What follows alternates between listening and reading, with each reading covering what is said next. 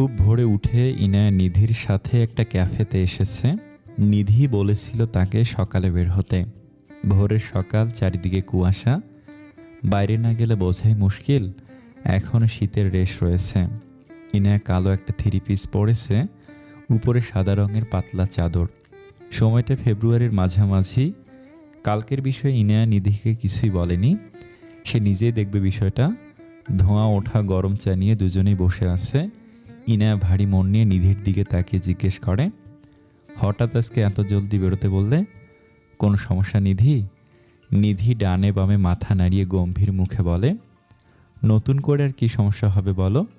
কাল শুনলাম বাবা আর তোমার মামা তোমাদের ডিভোর্সের জন্য আপিল করেছে, আর মিস্টার মেয়র বলেছেন তোমাকে নিয়ে তাদের বাসায় যেতে। ইনায়ার ভুরু কুঁচকে যায়। মেয়র মানে ফাহাদ ভাইয়া? নিধি মাথা ঝাঁকিয়ে ওঠে। ইনায়া অকপটে জানতে চায়, তোমার সাথে তার আগে থেকেই পরিচয় ছিল? নিধি এবার সোজা হয়ে বসলো, মুখটা একটু গম্ভীর করে শান্ত স্বরে বলে উঠল, তোমাকে একটা কথা বলা হয়নি? মেয়র আর ভাই দুজন বেস্ট ফ্রেন্ড। এফবিতে মাঝে মধ্যে তার সাথে কথা হতো।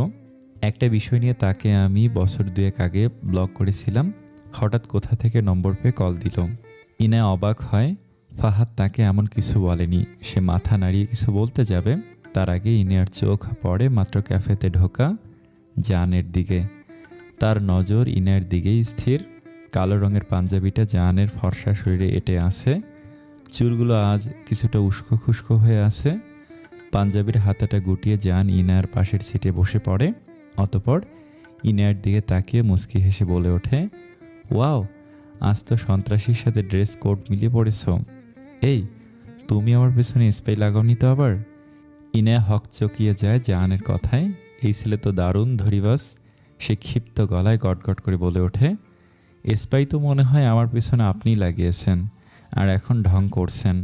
আপনার মতিগতি আমার কাছে ভালো ঠেকছে না। চল নিধি, আমি চলে যাব। বলে ইনায়া নিধির হাত ধরে উঠে যায়। জান এবার মুখে বিরক্ত ভাব ফুটিয়ে তোলে। এই মেয়ে তাকে শান্ত থাকতে দেবে না। জান ইনার হাত ধরে ধপ করে চেয়ারে বসিয়ে দিল, আর নিধির দিকে তাকিয়ে হেসে বলে ওঠে, বাইরে আমার গাড়ি আর ড্রাইভার দাঁড়ানো আছে, চুপচাপ গাড়িতে গিয়ে উঠে বসো। আর ভাবি? নিধির দিকে জান চোখ পাকিয়ে চায়। নিধি আর কিছু বলতে পারে না। এই লোক হঠাৎ করে তার ফেস চেঞ্জ করে ফেলেছে। নিধি সুরসুর করে বাইরে চলে যায়। জান ইনায়ের দিকে গরম চোখে তাকায়। লম্বা নাকের পাতিগুলো ফুলে ফেপে উঠেছে। মুখটা রক্তিম হয় নিমেষেই। ইনায়া এবার চুপসে যায়।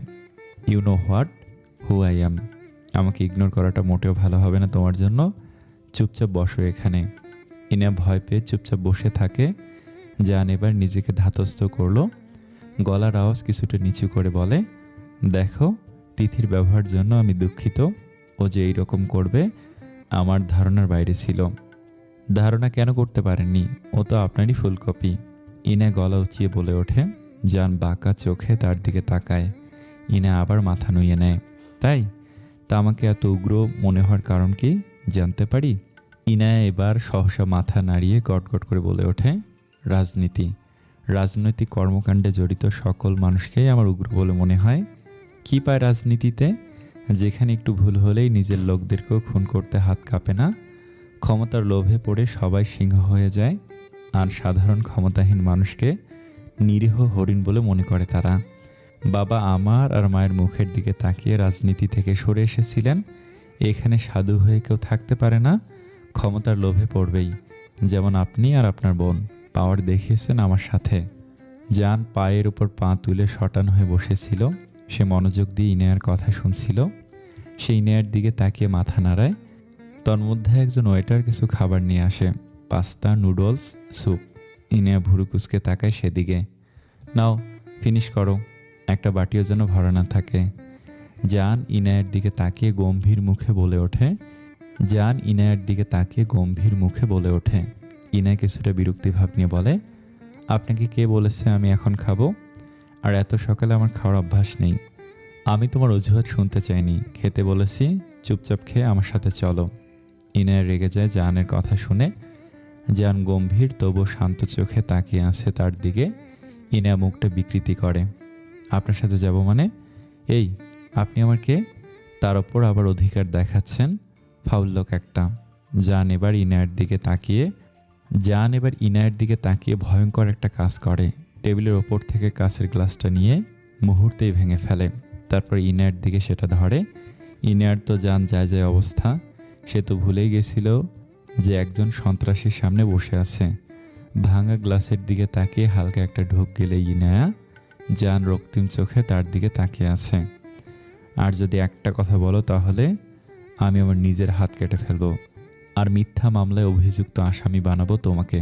বলবো তুমি বিরোধী দলের লোক, আমাকে মারতে এসেছো। ইনা চোখ বড় করে জানের দিকে তাকায়, বিস্ময়কর দৃষ্টি দিয়ে তাকিয়ে অকপটে জিজ্ঞেস করে, ফাজলামি করছেন? বললেই হলো। এমন হাস্যকর কথা লোকে শুনলে হাসবে। পাগল নাকি আপনি? ফাজলামিও করছি না, কথাও হাস্যকর নয়, আর আমি পাগলও না। এখন যদি আমাকে একটা পিঁপড়েও কামড় দেয়, তার দায় আমি তোমার উপর দিয়ে তোমাকে জেলে ভরতে পারবো।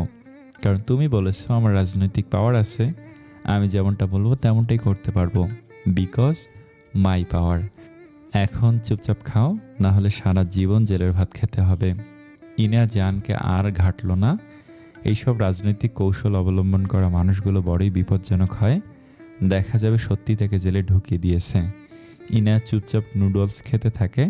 জান গম্ভীর চোখে ইনার দিকে তাকিয়ে আড়ালে হেসে ওঠে। এদিকে নিধি বাইরে এসে দেখে গাড়ির সামনে সাদা রঙের পাঞ্জাবি পরিহিত ফাহাদ দাঁড়িয়ে রয়েছে, সাথে তার এক গাদা ছেলেপুলে। জান তো বলেছে ড্রাইভার আছে দাঁড়িয়ে। নিধি নাক ফুলিয়ে সামনে যায়। ফাহাদ তার দিকে তাকিয়ে হাসি দিয়ে বলে, হ্যাঁ baby girl, long time no C.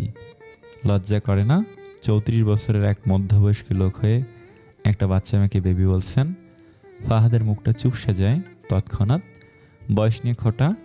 আশেপাশের ছেলেদের দিকে একবার তাকায়, তার মুখটাকে গম্ভীর থেকে গম্ভীর করে ভরাট গলায় বলে ওঠে, আমার তোমাকে বুড়া মনে হয়? তা নয় তো কি।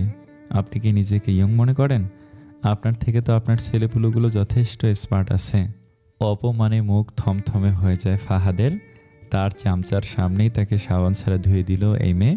নিধি কি জানে না তার মতো এমন হ্যান্ডসাম ছেলে এই এলাকাতেই নেই? ছেলেগুলো একসঙ্গে হেসে ওঠে। ফাহাদ সবগুলোকে একটা রাম ধমক দিয়ে নিধির দিকে ভুরুকুসকে তাকায়।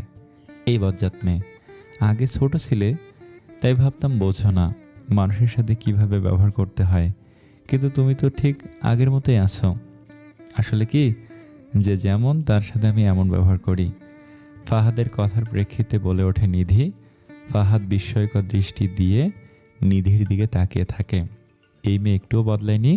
দুনিয়া সবার সামনে ছোট দুধের শিশু, আর তার সামনে এলেই সাপের মতো ফোঁসফোঁস করতে থাকে। কি দোষ তার?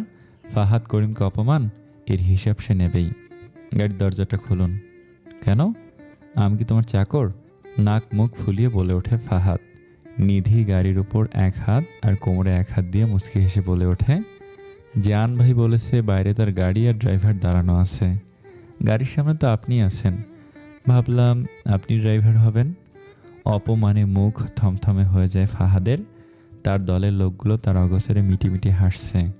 না, এই পুচকে মেয়ে তাকে ফাহাদ করিমকে এত কথা শোনালো, এ ভারী অন্যায়। আর জান, ওকে ফাহাদ পরে দেখে নেবে। বেশি বাড়ছো না মেয়ে, খবরদার মেয়রের সাথে মুখ সংযত করে কথা বলো, না হলে আইনের আওতায় আনবো তোমাকে। নিধি এবার বাঁকা হেসে গাড়ির দরজা খুলে ভেতরে বসে। একটু উকি দিয়ে মেকি হেসে বলে ওঠে, তা মেয়র সাহেব এবার নাকি প্রেমে ছ্যাঁকা খেয়েছেন? Very sad. তা তাকে আইনের আওতায় আনতে পারেননি? আহারে, এমন হলে প্রেম থাক, বিয়ের জন্য মেয়েই পাবেন না আপনি। বলেই গাড়ি দরজা লাগিয়ে দেয় নিধি। ফাহাদের রাগ এখন আকাশচুম্বী। এতগুলো লোকের সামনে অপমান। ফাহাদ এবার ড্রাইভিং সিটের দরজা খুলে বসে পড়ে। বিকট শব্দে দরজা লাগিয়ে গাড়ি স্টার্ট দিতেই নিধি তেতে ওঠে। আপনি গাড়ি স্টার্ট দিচ্ছেন কেন? পাগল হয়েছেন? ভাবি ক্যাফেতে আছে, নামান এক্ষুনি আমাকে। কেন? আমি তো ড্রাইভার, গাড়ি তো চালাবই। আর আপনার জান ভাই বলেনি এই ড্রাইভার দিক দিগন্ত না বুঝেই গাড়ি চালায়? দেখুন খারাপ হয়ে যাচ্ছে কিন্তু। কোথায় নিয়ে যাচ্ছেন আমাকে? চিৎকার দিয়ে ওঠে নিধি। ফাহাদ পিছন ফিরে নিধির দিকে তাকিয়ে শয়তানি হাসি দিয়ে বলে ওঠে, কাজী অফিসে। আমি যখন আর কোনো মেয়েই পাবো না, ভাবলাম তোমাকে বিয়ে করে নেই, কি বলো? জানে মেরে দেবো আপনাকে আমি। ফাহাদ সামনে তাকিয়ে ড্রাইভিংয়ে মনোযোগ দেয়। পিছন থেকে নিধি চিৎকার করে। ফাহাদ সামনে থেকে মুসকি মুসকি হাসছে। নিধিকে জ্বালিয়ে তার ভালোই লাগছে। অন্যদিকে ইনার খাবার শেষ হতেই তাকে নিয়ে ক্যাফের বাইরে আসে জান। এসেই দেখতে পায় দলের লোকগুলো জিপে বসে বসে সিগারেট টানছে। ইনা ওদের দেখে মুখ বাঁকায়। যেখানে দলনেতাই এমন, তার চালারাতা বজায় রাখবেই। জানকে দেখে সবগুলো ছেলে নেমে দাঁড়ায়। কিরে ভাই কই, গাড়ি কই? হ্যাংলা পাতলা দেখতে একটা ছেলে এসে জানের কাছে ততষ্ট স্বরে বলে, গাড়ি আর ওই মেটারে নিয়ে তো চলে গেছে। কি? ইনা পাশ থেকে চিৎকার দিয়ে বলে ওঠে, ফাহাদ নিধিকে নিয়ে কই যাবে? জান বিরক্ত হয়ে ইনার দিকে তাকায়। এইটুকু কথা শুনেই তার রিয়াকশন দেখার মতো হয়েছে। জান ফাহাদের ফোনে কল করলেও ফোন রিসিভ হয় না। জান রেগে যায় ফাহাদের ওপর। কি একটা অবস্থা, আমি অফিসে যাব কি করে? ভাই খবর দিছি, গাড়ি মনে হয় একটু পরেই চলে আসবে, বলে ওঠে একজন। জান ছেলেগুলোকে যেতে বলে। সব কয়টা জিপে চড়ে পার্টি অফিসের দিকে যায়। ইনা এবার ক্ষিপ্ত গলায় গটগট করে জিজ্ঞেস করে, আশ্চর্য তো, কই নিয়ে যাবে ফাহাদ ভাই নিধিকে? আমি কি করে বলবো? তুমি যেখানে ছিলে আমিও সেখানেই ছিলাম। এত প্রশ্ন না করে চলো আমার সাথে। দাঁতে দাঁত পিষে জবাব দেয় জান। ইনা সাদা চাদরটা ভালো মতো গায়ে জড়িয়ে সামনে হাঁটা শুরু করে। জানের রাগে কপালের রগ ফুলে ওঠে। ক্ষিপ্ত গতিতে এগিয়ে গিয়ে ইনার সামনে দাঁড়ায় জান। লিসেন, আমি এক কথা বারবার বলতে পছন্দ করি না। তুমি আমাকে ইগনোর করছো, এক্ষুনি আমার সাথে চলো। আপনিও শুনুন, আমি আপনার সাথে কোথাও যাচ্ছি না। আমি এখন ক্যাম্পাসে যাব, আর আপনার ভাইকে বলুন নিধিকে নিয়ে আসতে।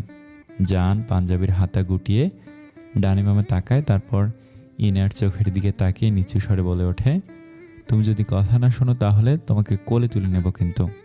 খাটাস একটা, আমিও ভুলে যাব না। জান এবার নিচু হতেই ইনা আসন ভেঙে রাস্তার মধ্যে বসে পড়ে। জান বিস্ময়কর দৃষ্টি নিয়ে ইনার দিকে তাকায়। এটা কেমন বাচ্চামো স্বভাব? আপনি যদি আবার আমার সাথে এমন করেন তাহলে আমি রাস্তায় শুয়ে যাব। জান এবার বিস্ময়ের সাথে রাগেও প্রচুর। বেয়াদব মেয়ে, ওঠো বলছি, না হলে থাপ্পড় মারবো একটা। সিন ক্রিয়েট করো না ইয়ানা। সিন ক্রিয়েট আমি না, আপনি করছেন, যেতে দেন আমাকে। জান এবার আকাশ চুম্বি রাগ নিয়ে মেনে নেয় ইনার কথা। ইনা বসা থেকে উঠে দাঁড়িয়ে কাপড় ঝেড়ে সামনে হাঁটে। জান পিছন থেকে বলে, যতক্ষণ না ক্যাম্পাসে ঢুকছো আমি তোমার পিছন পিছন আসবো। ইনা কিছুই বলে না, সে দ্রুত সম্ভব পা চালায়। সকাল হয় দরুন, রাস্তায় লোকের আনাগোনাও কম। জান ইনার দুহাত পিছনে পকেটে হাত দিয়ে হাঁটছে। কেউই কোনো কথা বলেনি একবারের জন্য। কিছু দূরে একটা গলির মাঝখানে যেতেই হঠাৎ একটা গুলির শব্দে ইনা কানে ধরে বসে পড়ে। কয়েক সেকেন্ড বাদে ইনা উঠে দাঁড়িয়ে চটজলদি পিছনে ফিরতেই থমকে যায়। জান হাঁটু গেড়ে বসে আছে। রক্তের ফোয়ারা হয়ে গেছে তার ডান কাঁধের একটু নিচের দিক। জান জায়গাটা চেপে ধরার চেষ্টা করে, রক্তিম চোখে আশেপাশে তাকাচ্ছে। ইনা কিছুক্ষণ ভয় পেয়ে থাকলেও আচমকা পা সচল হয় তার। সে জানের পাশে হাঁটু গেড়ে বসে। আপনি ঠিক আছেন তো? কিভাবে হলো ওটা? কে করলো এটা? ইনার এতগুলো প্রশ্নে জান রক্তিম চোখে তার দিকে তাকায়। ইনা আতকে ওঠে প্রায়। জানের সুন্দর মুখশ্রী টুকটুকে লাল হয়ে আছে, কষ্টের ছাপ স্পষ্ট। ইনা গায়ের চাদরটা দিয়ে জানের কাঁধের দিকটা বেঁধে দেয়। প্রচুর রক্তক্ষরণ হচ্ছে। ইনা আশেপাশে তাকিয়ে কোনো যানবাহন আর লোক দেখতে পায় না। যাও দু একটা রিক্সা আসলেও তারা জানের অবস্থা দেখে চলে যাচ্ছে। জান চেষ্টা করে সোজা হয়ে বসে। পকেট থেকে ফোন বের করে ফাহাদকে কল করে, কিন্তু এবারও ফোন রিসিভ করে না। কয়েকবার দেওয়ার পর একই ঘটনা। জান এবার রেগে গিয়ে ভয়ঙ্কর রকম একটা বিশ্রী গালি দিয়ে বসলো। ইনার কান ঝাঝা করে উঠল। অন্য সময় হলে সে জানকে কথা শোনাতো, কিন্তু এমন পরিস্থিতি, এটা অন্যরকম। হঠাৎ জান ইনার হাত ধরে রাস্তায় শুয়ে পড়ে। তাদের উপর দিয়ে একটা গুলি গিয়ে পাশের দোকানের দেয়ালে লাগে। জান গুলি যেদিকে ছোড়া হয়েছে সেদিকে তাকায়, দেখতে পায় সেখানে প্রচুর ঝোপঝাড়। শালা সামনাসামনি গুলি চালাবার সাহস থাকে না, আবার রিভলভার হাতে নেস। জোরে বলে কোমর থেকে একটা হাতে রিভলভার বের করে জান। ইনা তা দেখে ভ্রুকুটি কুঞ্চন করে। আপনি এই অবস্থায় গোলাগুলি করবেন? আপনি মানুষও বটে, ভাঙবেন তবু মস্কাবেন না। মরতে চাও? কি বলেন? মরতে চাইব কেন? তাহলে আমাকে উঠতে সাহায্য করো। এখান থেকে সরতে হবে, না হলে দুজনেই মারা পড়ব। ইনা জানকে উঠতে সাহায্য করে। জান এখনও শক্ত আছে অনেকটা, ইয়ানা ভাবছে। সে হলো ততক্ষণে অক্কা পেত। একটা দোকানের পেছনে বসা জানকে ইনায়া। জান নিজের দলের একজনকে ফোন দেয়। রিসিভ হতেই ক্লান্ত ভঙ্গিতে বলে ওঠে, খলিলের লোক গুলি চালাইছে, জলদি বাজারের গলিতে চলে আয় এক্ষুনি। কথাটা বলতে হাত থেকে ফোনটা ঢলে পড়ে জানের। পুরো শরীর অবশ্যই আসছে প্রায়। ইনা ব্যাগ থেকে পানির বোতল বের করে জানের মাথায় ঢালে। পার্কে একটা বেঞ্চে বসে আছে ঈশান, হাতে মোবাইল ফোন। বসে বসে গেমস খেলছে ঈশান, আবার অপেক্ষা করছে একজনের জন্য। অফিস টাইমের আগেই এখানে এসেছে আজ। ফরমাল পোশাকের বেশে হাজির সে। ঘড়িতে সময় দেখে ঈশান। কাঙ্ক্ষিত মানুষটি আসার অপেক্ষা যেন বাড়তেই থাকে। হঠাৎ হাই হিলের আওয়াজে সামনে তাকায় ঈশান। ঘামযুক্ত মুখে মিষ্টি একটা হাসি দিয়ে দাঁড়িয়েছে তিথি। ঈশান কোনো রাগ করে না, সে চুপচাপ গেমস খেলতে থাকে। তিথি এবার পাশে বসে ঈশানের বাহু জড়িয়ে ধরে, তারপর জিজ্ঞেস করে, রাগ হয়েছে সাহেব? সরি, আসতে লেট হয়ে গেল। আমার রাগ করে কী লাভ, কেউ কি তার ধার ধারে? ঈশানের মুখ গোমরা করা কথা শুনে তিথি তেতে বলে ওঠে, আমি কি এখন চলে যাব? ঈশান ফোঁস করে একটা নিঃশ্বাস ছেড়ে তিথির দিকে তাকায়। সম্পর্কের 2 বছরে এমনও কখনো হয়নি ঈশান রেগে আছে আর তিথি রাগ ভাঙিয়েছে। তিথি একবার সরি বলেই বিষয় খালাস করে দেয়। এরপর ঈশান রেগে থাকলে উল্টো তিথি তাকে ঘাটের জল খাওয়ায়। এত লেট কেন তিথি? তুমি জানো আমি কতক্ষণ ব্যাপী তোমার জন্য অপেক্ষা করছিলাম। আর একটু পরে অফিসের জন্য বেরোতে হবে। সপ্তাহে 2 বার দেখা করো, তাতেও লেট কেন? ঈশানের এত প্রশ্নের জবাব তিথি দিতে পারে না। মুখটা মলিন করে ঈশানের দিকে তাকিয়ে থাকে। ঈশানের এবার মায়া হয়। কণ্ঠ নিচে নামিয়ে শান্ত স্বরে জিজ্ঞেস করে, কি হয়েছে আমার চিতাবাঘিনীর? মন ভালো নেই? তিথি ডানে বামে মাথা নাড়িয়ে সহমত প্রকাশ করে। ঈশান কিছু বলবে তার আগেই তিথি গতকাল ইনার সাথে যা কিছু করেছে সব ঈশানের সাথে প্রকাশ করে। ঈশান সব কিছু শুনে নিরুত্তর রইল। তিথির কাজটা আসলেই ঠিক হয়নি, তবুও সে ভেতরে ভেতরে অনুতপ্ত হওয়াতে ঈশান খুশি হয়। আমার কিছুই ভালো লাগছে না ঈশান, খুব খারাপ করেছে আমি ইনায়ার সাথে। কী নাম বললে? অকপটে জানতে চাইল ঈশান। তিথি ইনায়ার নামটা বলল। ঈশানের মাথায় হাত। 2 2 4 মিলায় সে অনেক আগেই তিথির মুখে শুনেছিল জান তাদের এক কাজিনকে তিথির সাথে রাখতে বলেছে। আবার ফাহাদও ইনায়াকে বলেছিল তার বোনের সাথে ইনায়াকে দেবে। এত কিছু ঈশান কেন খেয়াল করলো না? আবারও ইয়ানার জন্য মনটা খারাপ করে ঈশানের সে রাগান্বিত হয়ে তিথিকে জিজ্ঞেস করে, তুমি জানো মেয়েটাকে? কে? জানতে চায় তিথি। ঈশান ঠোঁট নেড়িয়ে বলতে গেলেই তিথির ফোন বেজে ওঠে। তিথি পার্স থেকে ফোন তুলে কানে দিতেই থমকে যায়। কাপা গলায় বলে, আমি আসছি। ফোনটা রেখে হন্তদন্ত হয়ে বসা থেকে উঠে দাঁড়ায় তিথি। কোন সমস্যা? ভাইয়া হসপিটালে গুলি লেগেছে, এখনই যেতে হবে। চলো আমি নিয়ে যাচ্ছি। ঈশান চটজলদি তিথিকে নিয়ে হাসপাতালের উদ্দেশ্যে রওনা দেয়। যেতে যেতে তিথি কেঁদে ফেলে। ঈশান নিরুত্তর, চুপচাপ তা দেখে শুধু। হাসপাতালের এমার্জেন্সিতে ভর্তি করা হয়েছে জায়ানকে। অনেকটা রক্তক্ষরণে শেষ মুহূর্তে জ্ঞান হারিয়েছিল তার। ফোন দেওয়ার 5 মিনিটের মধ্যেই তার দলের লোকগুলো এসে সেখানে উপস্থিত হয়েছিল। গাড়িতে জায়ানের পাশে বসে ইনা তখন ভাবছিল, কি বুঝে মানুষ রাজনীতিতে ঢোকে? শুধু একটা বুলেট, তারপরেই জীবন শেষ। এই জন্যই সে তার বাবাকে এইসব থেকে সরিয়ে এনেছিল। হসপিটালের করিডোরে পায়চারি করছে ফাহাদ আর মিজানুল করিম। মিজানুল করিম ফাহাদকে ইচ্ছে মতন ঝাড়ছে। মেয়ের হয়ে যদি নিজের ভাইকে সে সেভ রাখতে না পারে তাহলে জনগণের কি নিরাপত্তা দেবে ফাহাদ? অন্য সময় হলে বাবার সাথে ঝগড়া করতো ফাহাদ, কিন্তু আজ অনেকটা চুপসে রয়েছে। সে সময় নিধির সাথে ফাজলামো না করে বাড়িতে না নিয়ে গেলে আজ এই পরিস্থিতি হতো না। মুহূর্তে প্রেস মিডিয়ায় ভরে গেছে হসপিটাল। অনেক মানুষের ভিড় জমেছে। ইনা অতিরিক্ত বিরক্ত হয় এইসবে। পাশে মিনারা বেগম কাঁদছেন। নিজেকে এত ভেঙে ফেলছেন না তিনি, খুব শক্ত হয়ে রয়েছেন। ইনা তাকে সান্ত্বনা দেবার মতো কোনো কথা খুঁজে পায় না, কারণ রাজনৈতিক ফ্যামিলি থেকে বিলং করা মানুষগুলোর কাছে এইসব দুধ ভাত। তারা নিজেকে সব সময় সামলাতে জানে। হঠাৎ নিধি তার হাত ধরে বসা থেকে উঠিয়ে অন্য পাশে নিয়ে যায়। আচমকা ইনা ভয় পেলেও সামলে নেয়। কইছিলে নিধি? এতক্ষণ খুঁজলাম তোমাকে। আর বলো না ভাবি, ওই বজ্জাত মেয়র আমাকে তার বাড়িতে নিয়ে গেছিল। জান ভাইয়ের খবর পেয়ে আমাকে ফেলেই চলে এসেছে। এখন বলো, জীবনের প্রথম গোলাগুলির সম্মুখে পড়লে ফিলিংস কেমন? বিরক্তিতে মুখ কুঁচকালো ইনায়া। এমন আতঙ্কের সময় ফিলিংস আবার কেমন করে হবে? সে মুখ গোমড়া করে বলে, আর কি, কুকুর বিড়ালেরও দাম আছে রাজনৈতিক মানুষগুলোর থেকে। একটা ট্রিগার চাপ, লাইফ শেষ। ভাবা যায় এইসব? নিধি এবার আপাতমস্তক ইনাকে দেখে নেয়। সারা গায়ে রক্তের মাখামাখি, কালো জামা দেখে বোঝা মুশকিল। ভাবি, হলে চলো, কাপড় বদলাবে। ইনা সামনে তাকায়। ডাক্তার ওটি থেকে বেরিয়ে এসেছে। ফাহাদ কথা বলছে তার সাথে।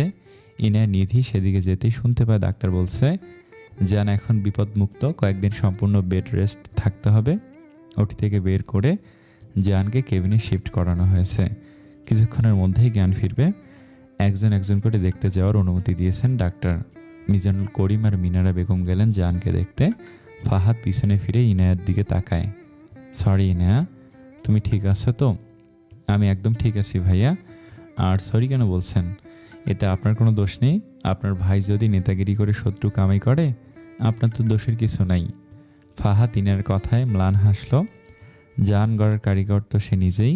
আজকে কেন জানি বাবার কথা ফাহাদের সঠিক বলে মনে হচ্ছে। ফাহাদ ইনার পেছনে দাঁড়ানো নিধিকে দেখে ভুরু কুঁচকালো। এইমের খপ্পরে পড়ে আজকে তার এই দশা। ফাহাদ ইনার দিকে ফের তাকে শান্ত স্বরে বলে, চলো জানকে দেখবে। তুমি না থাকলে আজকে কি হতো ভাবতেই শরীর কাঁটা দিয়ে উঠছে। ইনা মনে মনে হাসে। উল্টো জানই তো তাকে প্রোটেক্ট করেছে।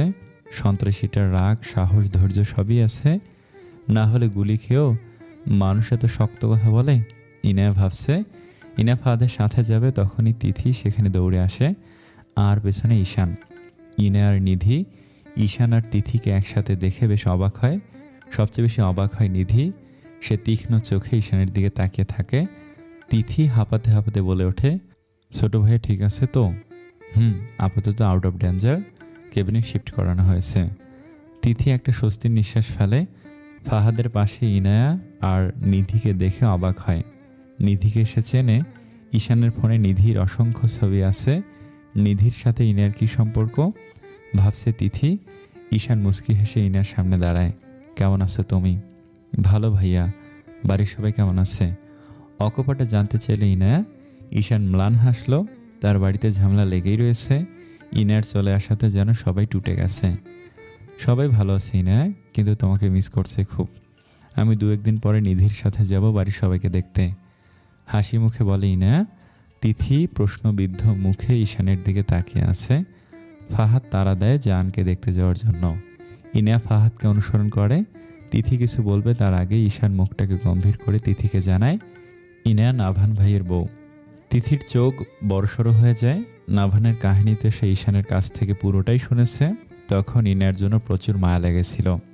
ঈশানকে বলেও ছিল যাতে ইনার সাথে দেখা করায়, আর সে না জেনে ইনার সাথে খারাপ ব্যবহার করলো। ভেতরে প্রচুর গিল্টি ফিল করে তিথি। এদিকে খ্যাপা বাঘিনীর ন্যায় নিধি ঈশানের হাত ধরে বগল দাবা করে অন্যদিকে নিয়ে যেতে লাগলো। ঈশান কিছুতেই হাত ছাড়াতে পারল না। তিথি কিছুক্ষণ বিস্ময়কর দৃষ্টি দিয়ে তাদের দেখে। হঠাৎ জানের কথা মনে হতেই পিছন ফিরে দৌড় লাগায়। কেবিনে ঢুকতেই ইনায়া দেখে মিনারা বেগম মুখে শাড়ির আঁচল চেপে ধরে কেঁদে যাচ্ছেন। বেডে জানকে উপর করে শুয়ে রাখা হয়েছে। কাঁধের দিকে গুলি লাগায় এই ব্যবস্থা। জানের মুখটা মলিন হয়ে রয়েছে, এখনও জ্ঞান ফেরেনি। হাতে কেনুলা, স্যালাইন চলছে তাতে। মুখে নাকে একটা সাদা চিকন নল ঢোকানো। শক্তপোক্ত ছেলের এই দশায় মিনারা বেগম আর মিজানুল করিমের অবস্থা খুবই করুণ। ইনার বড্ড মায়া হলো। ফাহাদের চোখে পানি চিকচিক করছে। জানকে এইভাবে দেখে তার ভালো লাগছে না। অতঃপর তিথিও ঢুকলো সেখানে। এত ভিড় দেখে নার্স এসে সবাইকে বেরোতে বলে। একে একে সবাই বের হতে মিজানুল করিম ইনায়াকে তার কাছে ডাকেন। ইনা ধীর পায়ে সেখানে যেতেই তিনি শান্ত স্বরে বলেন, তোর জন্য ছেলেটা আমার জীবন পেল, না হলে আজ ছেলেআরা হতে হতো। ইনা জানের সাথে ছিল? অবাক স্বরে জিজ্ঞেস করে মিনারা বেগম। ফাহাদ তাকে সবটাই বলে। মিনারার অভিব্যক্তি কি তাও ঠাউর করতে পারেনি ইনায়া। তিনি ঠান্ডা চোখে ইনার দিকে তাকিয়ে থাকেন। এদিকে তিথি তার মনেও অনুশোচনায় ভুগছে। ইনায়ার কাছে তাকে মাফ চাইতে হবে। মিজানুল করিম ইনায়াকে আবার বললেন, তোকে বাড়িতে নিয়ে যেতে বলেছিলাম জানকে, সেই দায়িত্ব নিয়ে সবটা আমাকে করে দিয়েছিল। জান বলল, তোর নাভানের সাথে যত তাড়াতাড়ি ডিভোর্স হবে ততই ভালো। আজ গুরুত্বপূর্ণ কাজ ছিল একটা।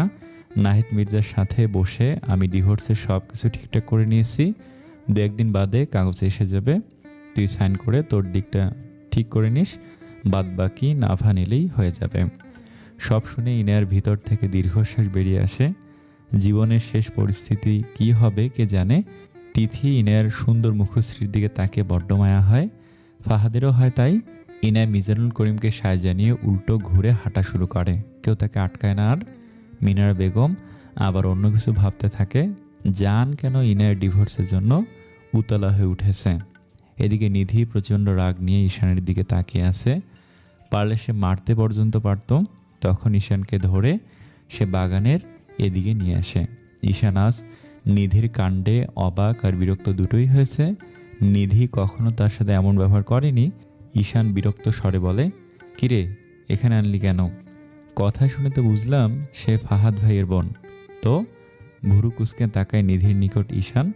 নিধি শান্ত চোখে তাকায় ঈশানের পানে, মায়াবী মুখখানা কিছুটা মূর্ছা গেছে। পাতলা ঠোঁটগুলো নাড়িয়ে সহসা জিজ্ঞেস করে, তুই ওর সাথে কি করছিলি? একসাথেই তো দুজন হসপিটালে ঢুকলে, ব্যাপার কি? তুমি কি করে জানলে জান ভাইয়ের খবর? নিধির এতগুলো প্রশ্নের চিপায় পড়ে ঈশান। নিধি সন্দেহের দৃষ্টিতে তার দিকে তাকিয়ে আছে। ঈশান এবার খেকিয়ে উঠল, কানের নিচে মারবো একটা। তুই আমাকে এইসব কেন জিজ্ঞেস করছিস? তুই কি আমার বস? সর এখান থেকে, বলো বলছি, না হলে খারাপ হয়ে যাবে। আরও জোরে খাকারি দিয়ে ওঠে নিধি। ঈশানের চোখগুলো আরও বড় হয়। তুই আমার সাথে এইভাবে গলা উঁচিয়ে কথা বলছিস গাধি? বলছি দরকার পড়লে আরও জোরে বলবো। এখন বলো তুমি এখানে খোঁজ কি করে পেলে? এফবিতে দেখেছি, নিউজে। গোমরা মুখে বলে ওঠে ঈশান। নিধি এবার উত্তর শোনা মাত্রই ঘুরে হসপিটালের ভিতরে চলে যায়। ঈশান বোকার মতো নিধির যাওয়ার দিকে তাকিয়ে রয়।